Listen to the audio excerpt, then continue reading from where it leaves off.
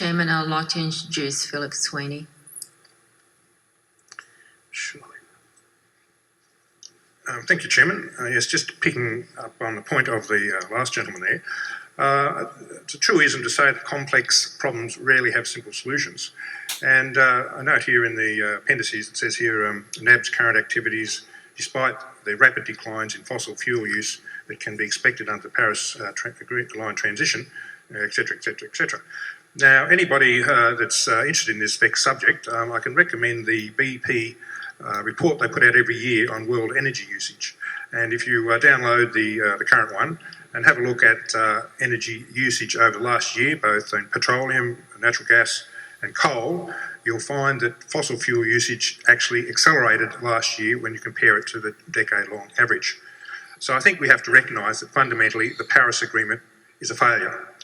And this was recognised by President Donald Trump last month when he formally withdrew the USA from the Paris Agreement.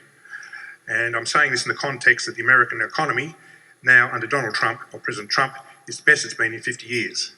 So there are consequences in any of these sort of decisions, and the arguments for and against coal, I think, have to be looked in the context.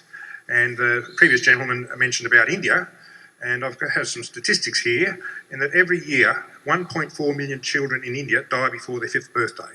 Now, when people talk about stolen childhoods, here are 1.4 million children who have lost their childhoods. So that needs to be put in perspective. And I don't think anybody would consider that to be acceptable. And certainly the Indian government does not. And over the last decade, 271 million people in India have been lifted out of poverty. That's 10 times the Australian population by the efforts of the Indian government. So how did they achieve this remarkable feat?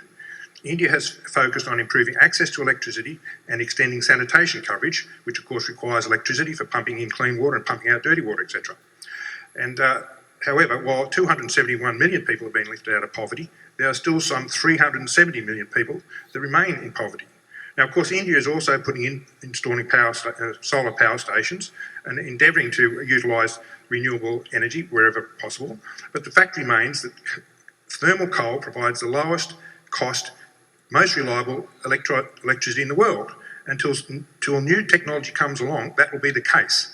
And governments like in India and other third world countries are faced with lifting their population out of poverty, reducing the death toll of infant mortality. Thermal coal is the way they can do it today.